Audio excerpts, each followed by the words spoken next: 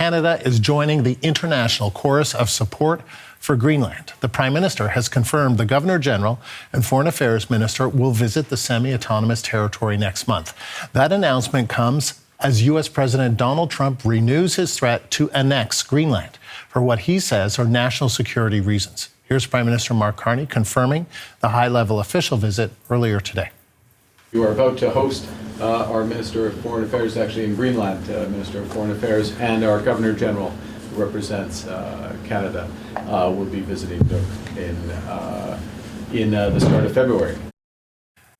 The CBC's Hilary Johnstone is tracking this story for us and leads off our coverage this hour. So, Hilary, tell us more about this Canadian visit to Greenland. So, it was going to happen. That's right. But it's interesting that it was announced today because it was put off, right? The timing is certainly notable, given everything that has been going on and given Trump's increased rhetoric, his threats towards Greenland. So, yes, this had been announced a couple of years ago. It was part of a federal government plan dating back to late 2024 that Canada wanted to open a consulate in Greenland. It's the largest island in the world. At the time, they'd also talked about opening a new consulate in Anchorage, Alaska. Canada's Foreign Affairs Minister Anita was supposed to do this in November, just a couple of months ago. At the time, it was canceled because of bad weather, but had not been rescheduled. And now here we are hearing about this once again. So she has taken to social media today announcing that, yes, this will be happening, that she will be traveling there in the coming weeks to do so. And we also know that Canada's Governor-General, Mary Simon, will also be visiting the capital of Greenland. So very notable timing for both of these visits, certainly. And in the past couple of days, we have heard from Donald Trump repeatedly that, in his words, the United States needs Greenland for its national defense.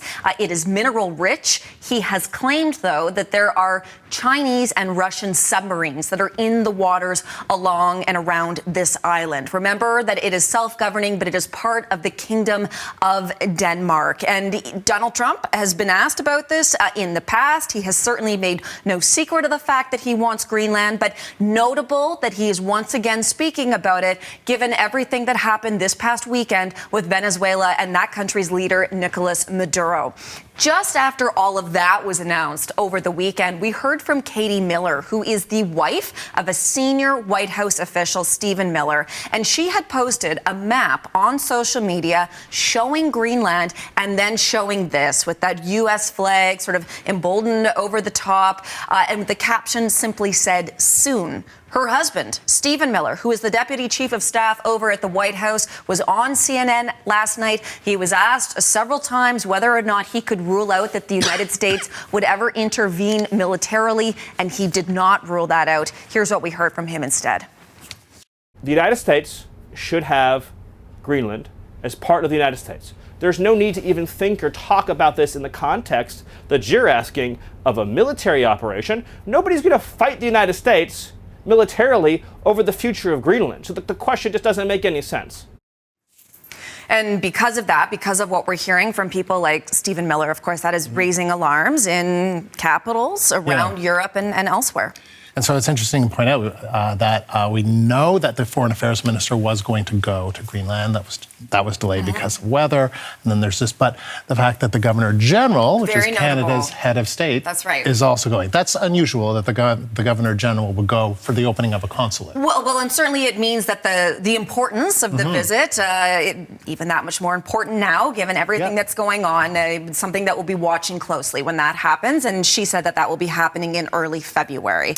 So something to be watching for. Now, certainly some of these European leaders also reacting forcefully now to this, because as Denmark's Prime Minister has pointed out, it would seem that we need to be taking Donald Trump seriously when he makes these threats. And she has made the point that if anything were to happen in Greenland, if the U.S. were to, for example, move in any sort of military way, that in her view, that would be the end of NATO. Remember that Western alliance, the whole whole idea is that an attack on one is an attack on all. The United States, Denmark, Canada, for that matter, all part of that Western alliance. So to that end, we have heard from a number of European leaders today who have taken or have put out a statement saying this, quote, NATO has made clear that the Arctic region is a priority and European allies are stepping up. We and many other allies have increased our presence to keep the Arctic safe and to deter adversaries. The Kingdom of Denmark, including Greenland, is part of NATO. We've also heard from Nordic foreign ministers today